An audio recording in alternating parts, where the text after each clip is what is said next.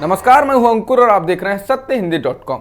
एक नजर डालते हैं अब तक की सुर्खियों पर। आज कांग्रेस के वरिष्ठ नेता गुलाम नबी आजाद ने पार्टी से इस्तीफा दे दिया है। उनके इस कदम के बाद उनके समर्थन में जम्मू कश्मीर के 5 नेताओं ने कांग्रेस की प्राथमिक सदस्यता से इस्तीफा दे दिया। इस्तीफा देने वालों में जम्मू कश्मीर प्रदेश कांग्रेस कमेटी के उपाध्यक्ष और पूर्व विधायक GM सरूरी, प्रदेश कांग्रेस के उपाध्यक्ष हाजी अब्दुल राशिद, राज्य के यूथ कांग्रेस प्रेसिडेंट रह चुके मोहम्मद अमीन भट्ट, अनंतनाग जिले के अध्यक्ष गुलजार अहमद वानी और ST सेल के चेयरमैन चौधरी मोहम्मद अकरम शामिल हैं। वरिष्ठ नेता गुलाम नबी आज़ाद ने कांग्रेस से इस्तीफा दे दिया है। आज़ाद ने कुछ दिन पहले जम्मू कश्मीर में कांग्रेस की प्रचार कमेटी के अध्यक्ष पद से भी इस्तीफा दे दिया था और साथ ही जम्मू कश्मीर में कांग्रेस की राजनीतिक मामलों की कमेटी के सदस्य का पद भी छोड़ दिया था। कांग्रेस अध्यक्ष के चुनाव और 7 सितंबर से शुरू होने जा रही भारत जोड़ो यात्रा से ठीक पहले गुलाम नबी आज़ाद का कांग्रेस छोड़ने का ये फैसला पार्टी के लिए नुकसानदेह साबित हो सकता है। गुलाम नबी आज़ाद के इस कदम से यह माना जा सकता है कि कांग्रेस के लिए जम्मू कश्मीर में चुनाव लड़ पाना आसान नहीं होगा, क्योंकि आज़ाद निर्विवाद रूप से जम्मू कश्मीर में पार्टी के सबसे बड़ा चेहरा है। गुलाम नबी आज़ाद ने कांग्रेस छोड़ने के साथ ही 5 पन्नों का इस्तीफे का पत्र पार्टी अध्यक्ष सोनिया गांधी को भेजा है। इस पत्र में उन्होंने पार्टी छोड़ने के लिए पूर्व अध्यक्ष राहुल गांधी को जिम्मेदार ठहराया है और जमकर हमले किए हैं। बता दें, इससे पहले जब गुजरात कांग्रेस के कार्यकारी अध्यक्ष हार्दिक पटेल ने भी इस्तीफा दिया था, तब भी उन्होंने राहुल गांधी पर हमला बोला था और बाद में बीजेपी में शामिल हो गए थे। उन पर आरोप लगा था कि उनका इस्तीफा बीजेपी मुख्यालय में लिखा गया था। बहरहाल, आज़ाद ने इस्तीफे के पत्र में सोनिया गांधी को संबोधित करते हुए लिखा है कि दुर्भाग्यपूर्ण ढंग से जब राहुल गांधी की राजनीति में एंट्री हुई और विशेषकर जनवरी 2013 के बाद जब उन्होंने आपके द्वारा पार्टी के राष्ट्रीय उपाध्यक्ष बनाया गया, पार्टी में परामर्श तंत्र का जो ढांचा था, राहुल ने उसे ध्वस्त कर दिया। सभी वरिष्ठ और तजुर्बेकार नेताओं को किनारे लगा दिया गया और अनुभवहीन और चापलूस लोग पार्टी को चलाने लगे। UPA 2 की सरकार के कार्यकाल के दौरान राहुल गांधी के द्वारा मीडिया के सामने एक सरकारी अध्यादेश को फाड़ा जाना उनकी अपरिपक्वता का सबसे बड़ा सबूत है, जबकि उस अध्यादेश को कांग्रेस के कोर ग्रुप के सामने रखा गया था और इसे केंद्रीय कैबिनेट और राष्ट्रपति के द्वारा स्वीकृति भी दी गई थी। उन्होंने लिखा है कि राहुल गांधी के इस बचकाने व्यवहार ने प्रधानमंत्री और भारत सरकार की ताकत को पूरी तरह से नष्ट कर दिया। 2014 में UPA सरकार की हार में इस एक ही काम का सबसे बड़ा योगदान रहा। कांग्रेस नेता मल्लिकार्जुन खड़गे ने गुलाम नबी आज़ाद के इस्तीफे और उनके द्वारा राहुल गांधी पर बोले गए हमले को लेकर प्रतिक्रिया दी। मल्लिकार्जुन खड़गे ने कहा कि राहुल गांधी पर हमला सही नहीं है, क्योंकि आप उस परिवार के सभी सदस्यों को व्यक्तिगत रूप से जानते हैं। सोनिया गांधी ने हमेशा आपसे सलाह ली। आप CWC की बैठकों और कोर कमेटी की बैठकों का हिस्सा थे। खड़गे ने कहा कि जब आप हर चीज़ में हिस्सा बनकर फैसले लेते हैं और फिर ये कहते हुए कि पार्टी अच्छी तरह से काम नहीं कर रही है, ये सही नहीं है, ये उसे शोभा नहीं देता। खड़गे ने कहा कि ये उनके लिए एक नुकसान होगा, क्योंकि RSS के खिलाफ हमारी लड़ाई में वो हमारे साथ नहीं है। मैं दुखी हूँ, उन्हें अपने फैसले पर पुनर्विचार करना चाहिए। उन्होंने कहा कि जब कांग्रेस मुश्किल में है, अल्पसंख्यकों, दलितों, पत्रकारों, लोकतंत्र की बात करने वाले लोगों पर हमला किया जा रहा है, हमें मिलजुल कर BJP और RSS से लड़ना है।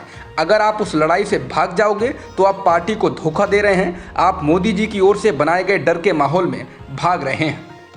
राजस्थान के मुख्यमंत्री अशोक गहलोत ने गुलाम नबी आज़ाद के इस्तीफे को लेकर कहा कि गुलाम नबी आज़ाद और तमाम वरिष्ठ नेता संजय गांधी के दौर के हैं। उस वक्त संजय गांधी पर कई आरोप लगे थे, लेकिन तब युवक कांग्रेस से राजनीति शुरू करने वाले कई नेता कांग्रेस में बड़े पदों पर पहुंचे। अब राहुल गांधी अपने तरीके से कांग्रेस को तैयार कर रहे हैं। उन्होंने कहा कि कांग्रेस ने गुलाम नबी आज़ाद को बहुत अवसर दिए, अपने राजनीतिक जीवन में हर समय पद पर रहे। कांग्रेस ने ही हम सभी को पहचान दी है। गहलोत ने कहा कि गुलाम नबी आज़ाद जी के फैसले और वक्तव्य को पढ़कर मुझे अफसोस है। कांग्रेस ने उनको सम्मान और पहचान दी। 42 साल से वो बिना पद के नहीं रहे। उनके शब्द अनुचित हैं, मेरी समझ से परे हैं। गहलोत ने इसके साथ ही कहा कि ऐसे समय में जब कांग्रेस अध्यक्ष श्रीमती सोनिया गांधी जी चेकअप के लिए विदेश गई हैं, तब पत्र लिखना संवेदनहीनता है, मानव स्वभाव के खिलाफ है।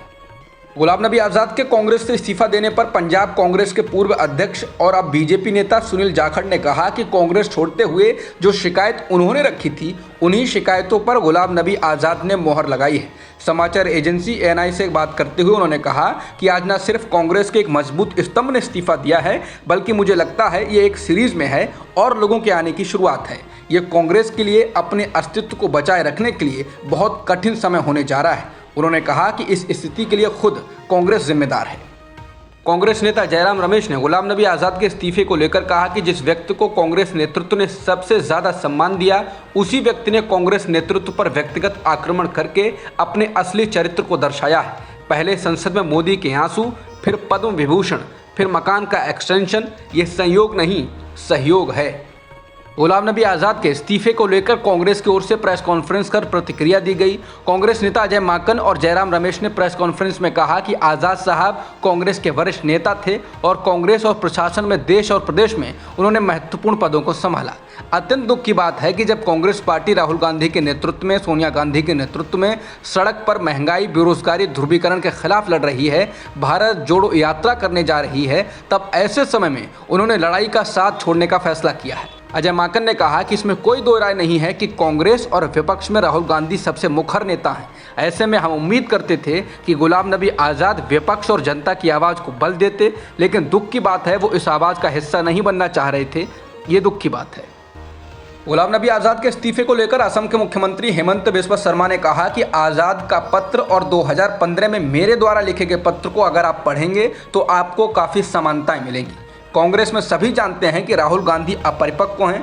सोनिया गांधी पार्टी की देखभाल नहीं कर रही हैं, वो केवल अपने बेटे को बढ़ावा देने की कोशिश कर रही हैं, जो कि नाकाम कोशिश है। शर्मा ने कहा कि नतीजतन पार्टियों के प्रति वफादार लोग इसे छोड़ रहे हैं। शर्मा ने कहा कि मैंने भविष्यवाणी की थी कि कांग्रेस के लिए एक समय आएगा जब केवल गांधी पार्टी में रहेंगे, और ये हो रहा है। राहुल गांधी वास्तव में भाजपा के लिए वरदान है। कांग्रेस के वरिष्ठ नेता गुलाम नबी आज़ाद के इस्तीफे पर भाजपा ने तंज कसा। बीजेपी ने अपने ट्विटर हैंडल पर आज़ाद के इस्तीफे का अंतिम पेज शेयर करते हुए कहा कि देश हम जोड़ रहे हैं, आप कांग्रेस जोड़ो दरबारियों। बता दें कि आज़ाद द्वारा भेजे गए 5 पन्नों के इस्तीफे के लास्ट पेज में अन्य बातों के साथ ये भी कहा गया है कि पार्टी नेतृत्व को भारत जोड़ो यात्रा निकालने से पहले कांग्रेस जोड़ो की कवायद करनी चाहिए। इसके अलावा पूर्व केंद्रीय मंत्री और बीजेपी के वरिष्ठ नेता मुख्तार अब्बास नकवी ने कहा कि कांग्रेस एक वंशवादी पार्टी है, वर्तमान में वो वेंटिलेटर पर है और उसके नेताओं का अहंकार एक्सीलेटर पर है, और इसी का नतीजा है कि पार्टी के तमाम भरोसेमंद नेता एक एक करके पार्टी छोड़ रहे हैं। गुजरात कांग्रेस के दिवंगत वरिष्ठ नेता अहमद पटेल की बेटी मुमताज पटेल ने इंडियन एक्सप्रेस से बात करते हुए कहा कि राज्य में कांग्रेस का इतिहास हमेशा अहमद पटेल से पहले और अहमद पटेल के बाद लिखा जाएगा।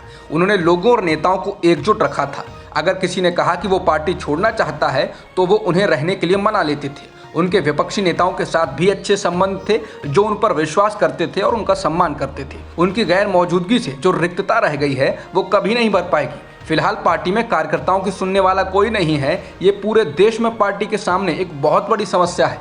इस दौरान मुमताज ने यह भी बताया कि उनके पिता की बीमारी के समय पीएम मोदी और अमित शाह ने मदद की थी। पीएम मोदी ने अपने ओएसडी का नंबर भी दिया था और कहा था कि किसी भी मदद के लिए उनसे संपर्क करें।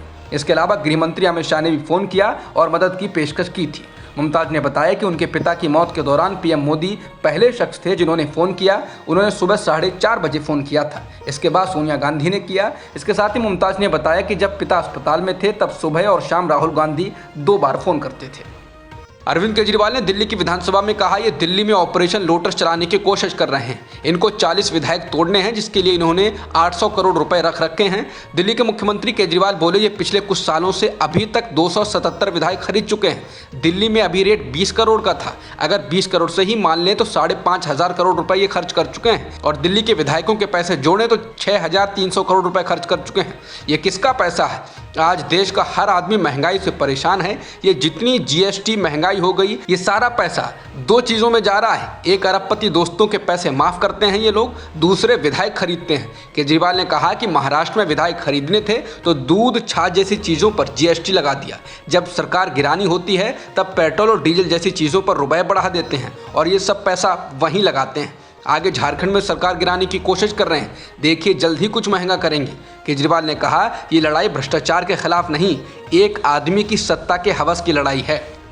शिवसेना के मुखपत्र सामना में ऑपरेशन लोटस को लेकर बीजेपी पर जोरदार हमला किया गया है। सामना में ऑपरेशन लोटस की तुलना आतंकवादी संगठन अलकायदा से की गई है और कहा गया है कि सरकारें चुनकर लाने के बजाय विरोधियों की सरकारों को गिराना, पार्टी तोड़ने की वजह से विष्णु का पसंदीदा फूल कमल बदनाम हो गया है और ऑपरेशन लोटस अर्थात कमल अलकायदा की तरह दहशतवादी शब्द बन गया है। दिल्ली में आम आदमी पार्टी की ओर से उसके विधायकों को खरीदे जाने के आरोप का जिक्र भी शिवसेना ने सामना के ताजा संपादकीय में किया है। पार्टी ने अपने मुखपत्र में लिखा है कि दिल्ली की सरकार को गिराने के लिए शुरू किया गया ऑपरेशन लोटस फेल हो गया है, भाजपा की पोल खुल गई है, ऐसी घोषणा मुख्यमंत्री अरविंद केजरीवाल जी ने की है। बिहार में भी ऑपरेशन लोटस नहीं चला तथा तेलंगाना के मुख्यमंत्री केसी चंद्रशेखर राव ने अमित शाह को खुली चुनौती दी कि ईडी, सीबीआई आदि लगाकर मेरी सरकार को गिरा कर दिखाओ। संपादकीय में कहा गया है कि महाराष्ट्र में ईडी के डर से शिंदे गुट घुटनों के बल बैठ गया, जबकि अन्य राज्यों में कोई भी झुकने को तैयार नहीं है। सुप्रीम कोर्ट ने उत्तर प्रदेश के मुख्यमंत्री योगी आदित्यनाथ के खिलाफ कथित भड़काऊ भाषण मामले में मुकदमा चलाने से मना करने वाले आदेश को चुनौती देने वाली याचिका को खारिज कर दिया। भारत के मुख्य न्यायाधीश एन.वी. रमन्ना, न्यायमूर्ति हिमा कोहली और न्यायमूर्ति सी.टी. रविकुमार की पीठ ने यह फैसला सुनाया। बता दें, यह मामला 2007 में गोरखपुर दंगे के मामले में योगी आदित्यनाथ पर कथित भड़काऊ भाषण देने का था, जिसमें योगी के खिलाफ मुकदमा चलाने से यूपी सरकार ने मना कर दिया था और बाद में इसके खिलाफ इलाहाबाद हाईकोर्ट में जब याचिका दायर की गई थी तो उसको भी खारिज कर दिया था। इसी को सुप्रीम कोर्ट में चुनौती दी गई थी। याचिकाकर्ता परवेज ने आरोप लगाया कि योगी आदित्यनाथ ने 27 जनवरी 2007 को गोरखपुर में हुई एक बैठक में हिंदू युवा वाहिनी कार्यकर्ताओं को संबोधित करते हुए मुस्लिम विरोधी भड़काऊ भाषण दिया था। चुनाव से पहले राजनीतिक दलों द्वारा फ्रीबीज यानी मुफ्त में देने का वादा करने के मामले को सुप्रीम कोर्ट ने शुक्रवार को 3 जजों की बेंच के पास भेज दिया। कोर्ट में ऐसी फ्रीबीज पर प्रतिबंध लगाने की मांग की गई है। याचिका में उन राजनीतिक दलों का पंजीकरण रद्द करने की मांग की गई है जो चुनाव के दौरान और बाद में मुफ्त उपहार देते हैं। सुनवाई करते हुए सुप्रीम कोर्ट ने इस विषय पर चर्चा के लिए एक विशेषज्ञ समिति और एक सर्वदलीय बैठक बुलाने को कहा। निवर्तमान मुख्य न्यायाधीश एन.वी. रमन्ना के अंतिम दिन इस आदेश को पहली बार ऐतिहासिक रूप से लाइव स्ट्रीम किया गया। अदालत एडवोकेट अश्विनी उपाध्याय द्वारा एक जनहित याचिका पर बीते कई महीनों से सुनवाई कर रही थी। इस मामले में तमिलनाडु में सरकार चला रही डीएमके ने भी याचिका दायर की थी। गोवा पुलिस ने कहा है कि बीजेपी नेता सोनाली फोगाट को ड्रग दिया गया था और इससे उनकी मौत हुई होगी। एक दिन पहले ही पुलिस को जो पोस्टमार्टम रिपोर्ट मिली है उसमें कहा गया है कि सोनाली के शरीर पर चोट के कई निशान थे। ऐसा लगता है कि उन्हें किसी भोथरे हथियार से मारा गया था।